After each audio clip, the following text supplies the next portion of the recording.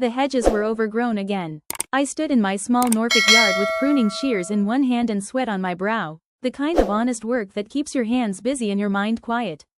The August heat pressed down like a weight, thick with salt air from the shipyard 3 miles east. My German shepherd, Ranger, lay in the shade of the porch, tongue out, watching me with that patient judgment only old dogs possess. The mail carrier's truck rumbled past, and I heard the clatter of the mailbox. Probably bills, maybe another Veteran Services newsletter I'd never read. I wiped my forehead with my sleeve and walked over, shears still in hand. The envelope stopped me cold. Cream-colored paper, embossed seal, Hampton County Courthouse. My name printed in formal block letters, Commander Victoria Hayes, USN, Ret. I turned it over twice before opening it, as if the weight alone could tell me what was inside. When I finally tore it open, the words hit me like cold water, Carter vs. Hayes. Petition for property division. Your appearance is required. My parents were suing me. For the farmhouse. The one my grandfather built with his own hands after Iwo Jima. The one he'd left to me in his will. Not to my father, not to my brother, but to me. The girl who'd promised to take care of it. I stood there in the driveway with dirt under my nails and the shears hanging loose in my hand, and for a moment, I couldn't do anything but laugh. Not the happy kind. The hollow, disbelieving kind that sounds like something breaking. Guess they finally found another way to talk to me, I muttered. Ranger lifted his head, ears perked. 12 years. 12 years since I'd walked out of that house in Brunswick, Georgia, with a duffel bag and a one-way ticket to Great Lakes Naval Station. 12 years since my father had stood in his garage, grease-stained and furious, and told me I was abandoning my family. You think wearing a uniform makes you better than us? He'd shouted. No, Dad, I'd said quietly. I think it makes me something other than what you wanted me to be. He'd thrown a wrench. It hit the concrete with a clang that still echoed in my nightmares. My mother hadn't said anything. She'd just stood at the kitchen sink washing the same dish over and over, her silence somehow louder than his rage. Now they wanted the farmhouse. The place where my grandfather had taught me to hammer nails straight, to read the weather in the sky, to understand that honor wasn't something you wore, it was something you carried. Names fade, Vicky, he used to say, carving our initials into a porch beam. But character stays. I looked down at the lawsuit again. Grounds. Abandonment of family property. The word burned. Abandonment. That night, I sat at my kitchen table with the letter spread out in front of me and a cup of black coffee going cold in my hands. The house was quiet except for the hum of the refrigerator and Ranger's soft snoring from his bed in the corner. I'd bought this place 3 years ago with my disability pension and what was left of my savings. A small ranch-style house with good bones and a yard big enough for a dog. Nothing fancy, just mine. The walls were bare except for a single framed photograph. Me and my team in full tactical gear, somewhere in the Horn of Africa. Faces I'd trusted with my life. Faces I'd lost. I reached for my phone and dialed a number I hadn't called in months. Hayes. The voice on the other end was crisp, military. This better be good. It's 2200. It's Vicky. I need a favor. Silence. Then, Jesus, Hayes.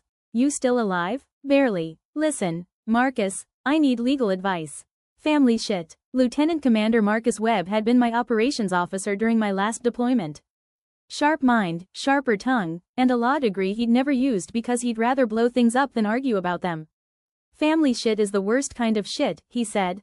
What happened? I told him. The lawsuit, the farmhouse, the 12 years of silence. He was quiet for a long time. They're claiming abandonment, he finally said. While you were on active duty? Apparently. That's not just shitty, Hayes. That's legally dubious. Can they win? Depends. Did you maintain the property? Pay taxes? Keep it in your name? I pulled up my bank records on my laptop. I've been paying property taxes through automatic debit since 2015. Maintained insurance. Had a contractor do emergency repairs when the roof leaked. Then they don't have a case. But, he paused, you're going to have to show up in person. And Vicky? Yeah? Bring proof. Because family court gets ugly when people think they're entitled to something that isn't theirs. After we hung up, I sat there staring at my laptop screen. Row after row of payments. Maintenance receipts. Insurance documentation. Evidence that I'd never abandoned anything. But evidence wouldn't change how my parents saw me.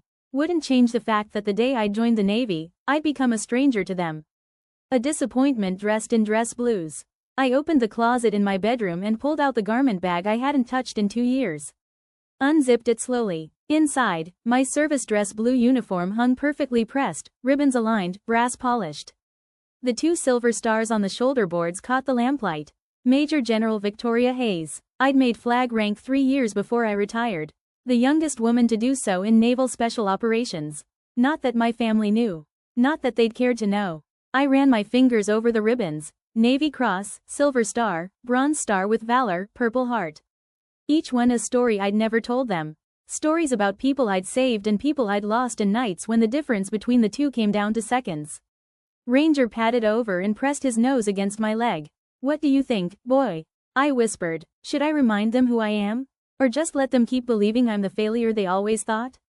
He wagged his tail once. I smiled faintly. Yeah, that's what I thought too. The courthouse in Brunswick was exactly as I remembered it. Red brick, white columns, a building that looked like it belonged in a different century. I parked across the street and sat in my truck for a long moment, hands on the steering wheel, breathing. I'd worn civilian clothes, jeans, a simple blouse, my hair pulled back in a ponytail. I didn't want to make a scene. Didn't want to grandstand. I just wanted this over with. But as I walked up the courthouse steps, something made me stop. A memory. My grandfather's voice. When you walk into a room, Vicky, you decide who you're going to be. You can be small and apologetic, or you can stand tall and let them see what you've become. Either way, it's your choice. I stood there on those steps for a long time. Then I turned around, walked back to my truck, and opened the garment bag in the back seat. 20 minutes later, I stood in the courthouse bathroom, looking at myself in the mirror. The uniform fit perfectly, every ribbon in place, every crease sharp, the 2 stars gleaming on my shoulders. I looked like someone who'd earned the right to walk into any room in the world and be taken seriously. I looked like someone my grandfather would have been proud of. I took a deep breath, adjusted my cover, and walked out. The clerk at the information desk did a double take when she saw me. Her eyes went to the stars, then to my face, then back to the stars. Ma'am, she stammered. Can I help you? I'm here for the Carter versus Hayes hearing. Courtroom 3. She nodded quickly, suddenly professional. Yes, ma'am, right this way. The hallway was quiet except for the sound of my shoes on the marble floor. A few people turned to look, lawyers, clerks, people waiting for their own cases. I kept my eyes forward, shoulders back, every inch the officer I'd spent 25 years becoming. When I reached courtroom 3, I paused outside the door. Inside, I could hear voices. My father's deep rumble, my mother's softer tones, a lawyer explaining something about property rights and abandonment. I put my hand on the door handle. And for the first time in 12 years, I walked back into my family's life, not as the daughter they'd rejected, but as the woman I'd become without them. The door swung open and I stepped inside.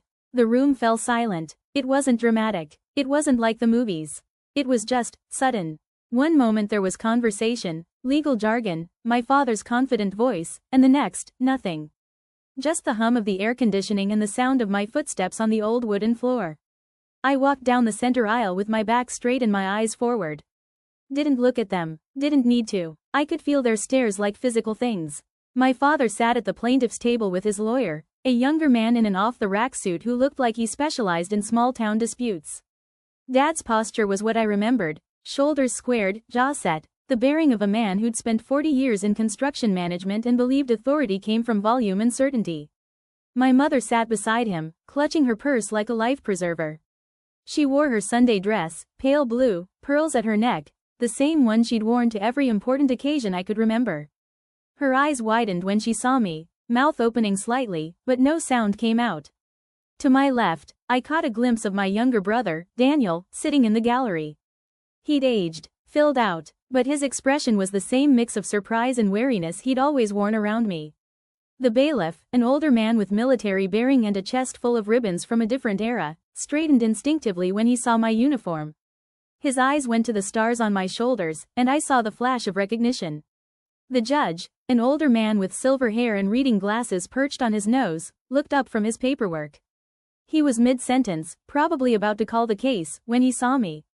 He stopped. His eyes went to my uniform, to the ribbons, to the stars, and then he whispered, just loud enough for the front rows to hear, "Major General?" The words hung in the air like thunder waiting to roll. My father's confident expression cracked.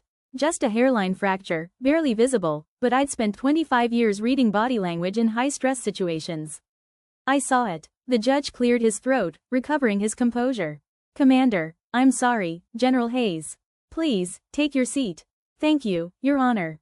My voice was calm, level, the voice I'd used in briefing rooms and crisis situations when everyone needed someone to sound like they had answers. I moved to the defendant's table and set down my folder. Sat with military precision, back straight, hands folded, eyes forward. The judge adjusted his glasses, and I saw him glance at my nameplate, then at the case file in front of him, then back at me. Recalibrating. Well, he said slowly. This is. Let's proceed. Mr. Preston? The lawyer for my parents stood quickly, clearly trying to regain momentum. Yes, Your Honor. As stated in our petition, my clients, Mr. Robert Carter and Mrs. Elizabeth Carter, are seeking transfer of the property located at 427 Mill Creek Road based on grounds of abandonment by the defendant, their daughter. Abandonment, the judge repeated, and there was something in his tone now. Not skepticism exactly, but attention. The kind you pay when something doesn't add up. Yes, Your Honor. Ms. Hayes, he caught himself, glanced at me, at the uniform.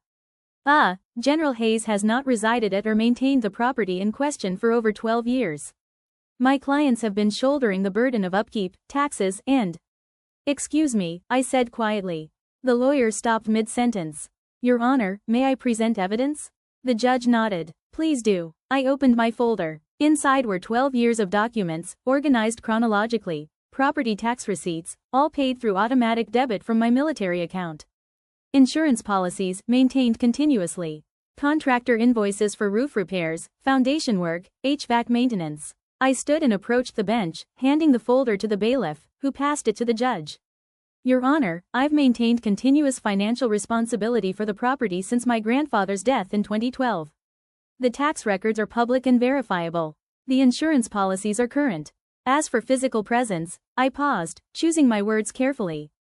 I was on active duty deployment for the majority of those 12 years.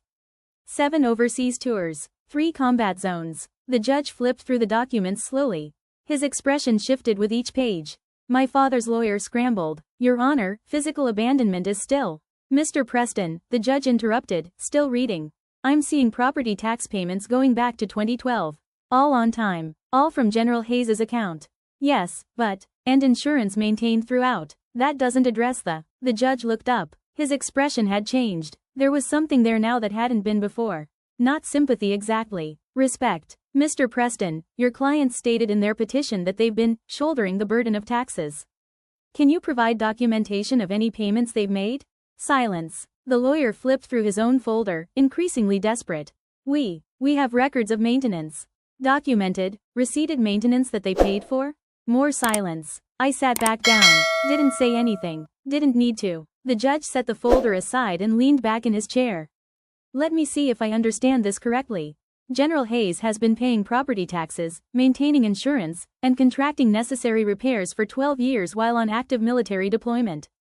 Your clients have been, what exactly? Living nearby and occasionally checking on the property? My father finally spoke, his voice carrying that edge of command that used to make me flinch. Your Honor, with all due respect, she left. Walked away from her family, from her responsibilities. Mr. Carter, the judge said sharply. This is a legal proceeding, not family therapy. The question before this court is whether General Hayes abandoned the property. The evidence suggests she did not. She abandoned us, my father said, and for the first time, I heard something other than anger in his voice. Something that sounded almost like hurt. The courtroom went very quiet. The judge removed his glasses and set them on the bench. Mr. Carter, I'm going to tell you something. I served 22 years in the Navy before I went to law school. I understand what it means when someone chooses military service. It's not abandonment, it's sacrifice. And from what I can see, he gestured to my uniform, to the ribbons. General Hayes has sacrificed quite a lot. He turned to me. General, I see here that you received the Navy Cross. May I ask what that was for? My throat tightened. I didn't talk about that mission. Didn't talk about any of them. It's classified, Your Honor, I said quietly. Understood. He nodded once, a gesture that said more than words could. And the Purple Heart? IED strike. Kandahar Province, 2018. My mother made a small sound. When I glanced at her, she had her hand over her mouth, eyes wide. The judge was quiet for a long moment. Then he said, very gently, "Thank you for your service, General." "Thank you, Your Honor." He put his glasses back on and looked at my father. Mr. Carter, let me be very clear. Your daughter did not abandon this property. She fulfilled her obligations while serving her country. Unless you can provide documentation showing that you've paid taxes, insurance, or maintenance costs, this petition is without merit. My father's lawyer tried one more time. Your Honor, surely there's consideration for the emotional. This is property law, Mr. Preston. Not emotional restitution. The judge's tone was final. Petition denied. The property remains in General Hayes's legal possession. The gavel came down. Just like that, it was over. I gathered my papers slowly, mechanically, while the courtroom emptied around me. My hands were steadier than I'd expected. I'd faced worse pressures than this. Mission briefs where every decision meant life or death, combat situations where hesitation cost lives. This should have felt easy. It didn't. Vicky. My father's voice. I turned. He stood a few feet away, my mother beside him. For the first time in 12 years, we were in the same room, looking at each other without a screen or distance or years of silence between us. He'd aged, gray at the temples now, lines around his eyes that hadn't been there before. Still tall, still broad-shouldered, but somehow smaller than I remembered. Nice show, he said. Not quite hostile, but not friendly either. It wasn't a show, Dad. It was the truth. You didn't have to wear that. He gestured at my uniform. Yes, I said quietly. I did. My mother's eyes were red. She'd been crying, I realized. You never told us, she said, voice barely above a whisper. All those years, you never said. You never asked. The words came out harsher than I'd meant them to, but they were true. They'd never asked what I did, where I went, whether I was okay. They'd made up their minds about who I was the day I walked out, and nothing I could have said would have changed it. My brother Daniel approached slowly, hands in his pockets. The Navy Cross, he said. That's a big deal, isn't it? It's awarded for extraordinary heroism, I said. But it's not about the medal. It's about the people I served with. The people who didn't come home. He nodded, and I saw something in his expression that looked like understanding. Or maybe just the beginning of it. Look, I said, addressing all of them. I didn't come here to fight. I just came to keep what Grandpa gave me.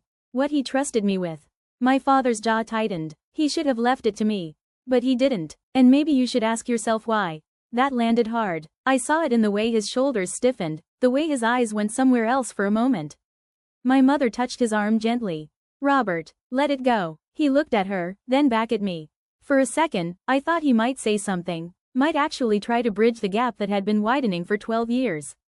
Instead, he just shook his head and walked away. My mother lingered. Will you? She paused, choosing words carefully. Will you ever come home? Home. The word felt foreign. I don't know, Mom. Is there a home to come back to? She didn't answer, just squeezed my hand once, gentle, tentative, and followed my father out. Daniel stayed a moment longer. For what it's worth, he said. I'm proud of you, even if they can't say it. Thanks, I managed. The farmhouse, he said. You really going to keep it? Yeah, I'm going to fix it up. Live there, maybe. He smiled faintly. Grandpa would like that. Outside, the Georgia sun was brutal. I stood on the courthouse steps, letting the heat wash over me, and tried to breathe normally. My phone buzzed. A text from Marcus. How'd it go? I typed back. 1. Barely spoke. They didn't know. His response was immediate. Good. Now get the hell out of there and go live your life. I smiled despite everything. My truck was where I'd left it, baking in the sun.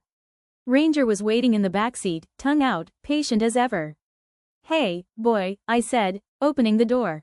We did it. He licked my face once, which in dog language meant either, congratulations, or, can we please get ice cream now? As I drove out of Brunswick, the farmhouse on the outskirts called to me like gravity. I hadn't been back since the funeral. Hadn't been able to face it. But now I had a reason. The driveway was overgrown with weeds. The house itself looked tired, paint peeling, shutters hanging crooked, the porch sagging slightly on one side. But underneath all that neglect, I could still see what it had been. What it could be again. I parked and got out slowly. Ranger bounded ahead, sniffing everything, reclaiming territory. The front steps creaked under my weight. The door was locked, but I still had the key my grandfather had given me, worn smooth by his hands and now by mine. Inside smelled like dust and time. Furniture covered in sheets. Family photos on the walls, their colors faded. I walked through slowly, cataloging what needed fixing. The floor in the kitchen had buckled. Water damage from the leaky roof. The windows needed replacing, but in the living room, above the fireplace, my grandfather's old Navy flag still hung. Faded, yes, but still there. Still representing something that mattered. I ran my fingers over the wooden mantle and felt the grooves of old carvings. VH plus EC. My initials and his. Underneath, in his careful handwriting, honor means finishing what you start. I stood there for a long time, letting the weight of those words settle. Then I pulled out my phone and started making calls. Contractors, electricians, plumbers, because if I was going to keep this place, I was going to do it right. Not for them, not to prove anything, but because my grandfather had trusted me with it. And unlike the family that raised me, I kept my promises. The first nail I drove into the farmhouse went crooked. I stood there on the sagging porch, hammer in hand, staring at the bent nail head sticking up at an angle, and laughed. Not the bitter kind from 2 weeks ago, but something closer to genuine amusement. 25 years of military precision, thousands of decisions that couldn't afford mistakes, and I couldn't hammer a nail straight on the first try. Ranger looked up from his spot in the shade, tail thumping against the floorboards as if to say, "You'll get it next time." "Yeah," I muttered, pulling the nail out with the claw end. Next time. It was early September now, and the Georgia heat had softened into something almost bearable. The mornings were cool enough that I could work for a few hours before the sun turned vicious. I'd been at it for 2 weeks, stripping old paint, replacing rotted boards, clearing years of neglect 1 square foot at a time. The work was honest. Simple, the kind of thing where you could see progress at the end of each day. A section of railing restored, a window that actually opened, floorboards that didn't creak, warnings underfoot. It was also lonely. I'd grown used to isolation over the years. You learn to be comfortable with your own company in the military, especially in special operations. Long stretches of silence between missions. Time zones away from anyone who knew your real name. But this was different. This was choosing to be alone in a place that used to be filled with family. Some mornings I'd find myself talking to Ranger like he could answer back. "What do you think, boy? Sand it down or just replace the whole thing?" He'd tilt his head, ears perked, deeply invested in my carpentry decisions. "Replace it." Good call. The hardware store in town had become my second home. I'd walk in covered in sawdust and paint flecks, and the old man behind the counter, Mr. Hernandez, who'd run the place for 40 years, would nod knowingly. More wood putty and sandpaper. The rough grit. He'd ring me up without comment, but I caught him glancing at my truck sometimes, at the Navy veteran plates, and I wondered what he thought. If he knew who I was. If the courthouse story had made its rounds through Brunswick's gossip circuits. Small towns were like that. Everyone knew everyone else's business, whether you wanted them to or not. 3 weeks after the hearing, I was replacing a section of porch railing when a truck pulled into the driveway. Not my father's, I would have recognized that engine anywhere. This one was newer, cleaner. Daniel climbed out, carrying a cooler and what looked like sandwiches wrapped in deli paper. "Figured you hadn't eaten," he called out, climbing the porch steps carefully, testing each board before putting his weight on it. "You figured right." He set the cooler down and handed me a sandwich. Turkey and Swiss, the same thing he used to make when we were kids and Mom was too tired after work to cook. We ate in silence for a while, sitting on the porch steps, watching Ranger chase something invisible through the tall grass. "Mom's been asking about you," Daniel said finally. "Yeah? She wants to know if you'll come to Sunday dinner." I took another bite of sandwich to buy myself time. "What does Dad think about that, Dad's?" Daniel paused, choosing words carefully. "He's dealing with some things. The hearing didn't go the way he expected." "No kidding," he thought. My brother started again. "I think he thought you'd show up looking like you needed saving. Like you'd failed without us, and he could be the one to take you back in. Instead I showed up with 2 stars on my shoulders." "Yeah." Daniel smiled faintly. "Instead of that, we watched Ranger for a while. He'd found a stick and was parading it around like a prize." "Look, Vicky," Daniel said. "I'm not asking you to forgive them. I'm not even asking you to like them. But Mom, she's different now. She's been reading your citations online. Staying up late going through Navy archives. I think she's finally starting to understand what you actually did all those years." "What I did was survive," I said quietly. "And try to make sure other people survived too." "The Yemen evacuation," he said. "I read about it. 43 civilians extracted under hostile fire. You were the operations commander. I had a good team, you always say that. But Vicky, you led them. That was you." I didn't know what to say to that. Didn't know how to explain that leadership in combat wasn't about glory or recognition. It was about making decisions when every option was bad and people were counting on you to choose the least terrible one. Sunday dinner, Daniel pressed gently. Just think about it. Mom's making pot roast. The one Grandpa used to love. That's playing dirty, he grinned. I know. After he left, I stood on the porch for a long time, sandwich forgotten, staring at the driveway where his truck had been. Sunday dinner. The last family dinner I'd attended had been the night before I left for boot camp. My father had spent the entire meal explaining why I was making a mistake. My mother had cried quietly into her mashed potatoes. Daniel had been too young to understand why everyone was so tense, and my grandfather, he'd been the only one who'd smiled at me across the table. Who'd walked me out to my car afterward and pressed something into my hand, his old compass. The one he'd carried through the Pacific, so you always know which way you're heading, he'd said. I still had it. Kept it in the glove compartment of my truck, next to the registration and proof of insurance. That weekend, I drove to the Veterans Cemetery where my grandfather was buried. It was a small plot on the outskirts of town, well maintained, American flags marking every grave. His headstone was simple, Eugene Hayes. PFC, USMC. 1925 to 2012. I knelt beside it, pulling weeds that had grown up around the edges, and found myself talking like he could hear me. They want me to come to dinner, Grandpa. Sunday pot roast. Remember how you used to say Mom's pot roast could cure anything? Bad days, hurt feelings, family fights, just needed the right gravy. The wind moved through the pine trees, carrying the smell of cut grass and earth. I don't know if I can do it. Sit at that table and pretend everything's fine. Pretend Dad didn't spend 25 years treating me like a disappointment. Pretend Mom didn't just let it happen. A cardinal landed on a nearby headstone, bright red against gray marble. But you'd probably tell me to go anyway. You'd say family's messy and complicated and sometimes you show up even when it hurts. Because that's what honor looks like when nobody's watching. The cardinal flew off, and I sat there a while longer, my hand resting on the warm stone. I'm fixing up the house, I said. Taking my time, doing it right. The way you taught me. Every board, every nail. When I'm done, it'll be something you'd be proud of. I stood slowly, knees protesting. The Purple Heart hadn't just been for show. I'd taken shrapnel in my right leg, and some days it ached like the memory of Afghanistan was still lodged in my bones. I'll think about dinner, I said to the headstone. No promises, but I'll think about it. Sunday morning came with thunderstorms. The kind of Georgia downpour that turns dirt roads to mud and makes the whole world smell like wet pine. I stood at my kitchen window, watching the rain hammer the farmhouse roof I'd just repaired, and told myself I wasn't going. It was too far. The roads would be bad. Ranger didn't like car rides in storms. All reasonable excuses. All lies. At 4:30 p.m., I found myself in the shower, scrubbing sawdust and paint from under my fingernails. At 5 o'clock, I was standing in front of my closet, staring at the uniform I'd worn to court and the civilian clothes hanging beside it. I chose jeans. A simple blouse. Nothing that made a statement. At 5:30, I was in my truck, Ranger in the passenger seat, driving through rain that made the windshield wipers work overtime. The old farmhouse, my parents' house now, the one I'd grown up in, looked smaller than I remembered. The driveway was still gravel, still turned to soup in heavy rain. The porch light was on, warm and yellow against the gray evening. I sat in the truck for a full 5 minutes before Daniel came out, standing under the porch overhang, waving at me like I might not have seen him.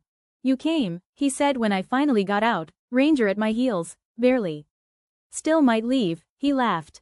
Fair enough. Come on. Mom's about to wear a hole in the kitchen floor. Inside, the house smelled exactly like I remembered. Pot roast, onions, that particular combination of wood polish and old carpet that defined home, whether you wanted it to or not. My mother appeared in the kitchen doorway, dish towel in her hands, her face doing complicated things. Victoria, you came. Seemed like the thing to do, I said, aiming for casual and landing somewhere near awkward. I made pot roast. Daniel mentioned. We stood there in the entryway, two women who shared DNA and almost nothing else, trying to figure out how to occupy the same space. Then my father appeared behind her, and the temperature in the room dropped 10 degrees. He'd aged more than I'd noticed at the courthouse. Gray had taken over completely, and there were lines around his mouth that spoke of years of holding words back. He wore his weekend clothes, jeans and a flannel shirt, but somehow still looked like he was standing at attention. Victoria, he said. Not quite hostile, but not warm either. Dad. Ranger, sensing tension the way dogs do, pressed against my leg. That your dog? My father asked. Yeah. Ranger. He's a good boy. Doesn't look like much, he doesn't have to. He just has to be loyal. The words hung there, sharper than I'd meant them. My mother jumped in quickly. Well, dinner's ready. Should we? We moved to the dining room in awkward formation. The table was set the way it always had been. Good china, cloth napkins, everything arranged with the kind of precision that came from years of routine. I took my old seat out of habit. Across from Daniel, to my mother's left. My father sat at the head of the table, same as always. For a few minutes, the only sounds were serving spoons against dishes, the clink of silverware, the soft patter of rain on the windows. Then my mother said, very carefully, how's the work on Grandpa's house going? Good. Slow, but good. The porch is almost done. Still need to work on the kitchen. Doing it yourself? My father asked. Most of it. Hired contractors for the electrical and plumbing. But the carpentry, yeah, I'm doing that. He made a sound that might have been approval or skepticism. Hard to tell. Grandpa taught you well, my mother offered. He did. More silence. Then Daniel, bless him, asked about something neutral, whether I'd heard about old Mr. Patterson closing the hardware store. Hernandez bought it, I said. Keeping it running. Good. That place is an institution. The conversation limped along like that for a while. Safe topics. Neutral ground. Everything carefully avoiding the 12-year gap in the middle of the table. Then my father set down his fork. That uniform you wore, he said. To the courthouse. Here we go, I thought. What about it? Those stars. You really a general? Major General? 2-star. Retired. He absorbed that. How? The question was so simple it almost broke me. How did you become something I never saw coming? I worked hard, I said quietly. Served where they sent me. Did what needed doing. Made rank based on performance. Navy doesn't make people generals. They make admirals. Navy and Marine Corps have generals, I corrected gently. I was Naval Special Warfare. Different career track. Special Warfare, he repeated. That's SEALs. I wasn't a SEAL. Women weren't in that pipeline when I came up. I was operations and intelligence. I planned missions, managed teams, made sure people came home, but not always. The words were quiet, but they landed hard. No, I admitted. Not always. My mother's hand went to her mouth. Quote. The Purple Heart, she whispered. You were wounded, IED. Kandahar. 2018. How bad? I hesitated. They didn't need to know about the weeks in the hospital, the surgeries, the physical therapy that had taken a year. The nightmares that still woke me up sometimes, reaching for weapons that weren't there. Bad enough, I said. But I lived. Not everyone did. The table went quiet again. But this silence was different. Not hostile, just heavy with things none of us knew how to say. Finally, my father spoke again, his voice rougher than before. Why didn't you tell us? Would you have listened? He flinched. Actually flinched, like the question had struck him physically. I tried, I continued, gentler now. That first year, I sent letters. Photos. Tried to explain what I was doing, where I was going. You sent them back unopened. You abandoned us, he said, but there was less conviction in it now. No, Dad. I chose a different path. That's not the same thing. Felt the same to me. I looked at him across the table. This man who'd given me half my DNA and almost none of his understanding, and felt something shift. Not forgiveness, exactly, but maybe the beginning of it. I know it did, I said quietly. And I'm sorry for that. But I'm not sorry for serving. I'm not sorry for becoming who I needed to be. My mother reached across the table and took my hand.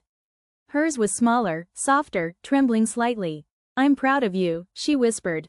I should have said it years ago, but I'm saying it now. I'm proud. My father didn't say anything. Just stared at his plate, jaw working, processing decades of assumptions that had just been proven wrong, but he didn't leave the table, and somehow, that felt like progress. After dinner, Daniel and I did dishes while my parents sat in the living room. Through the doorway, I could see my father in his recliner, staring at nothing. My mother on the couch, hands folded in her lap. That went better than expected, Daniel said, handing me a plate to dry. Bar was pretty low, he laughed. True, but still, you came. That matters, does it? Yeah, Vicky. It does. I dried the plate slowly, watching the water bead off the porcelain. I don't know how to do this, I admitted. How to be their daughter again when I spent so long not being. You don't have to figure it all out tonight. Just, don't disappear for another 12 years, okay? I looked at him, my little brother, who'd somehow grown into a good man while I was gone. Okay. When I left that night, the rain had stopped. The air smelled clean, washed. My mother walked me to the truck, hugging me longer than necessary. "Come back," she said. "Please. Even if it's hard. I will," I heard myself say. "I promise."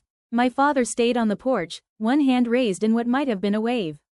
Or a goodbye. Or just acknowledgement that I'd been there at all. As I drove away, Ranger's head on my lap, I felt something I hadn't felt in a long time.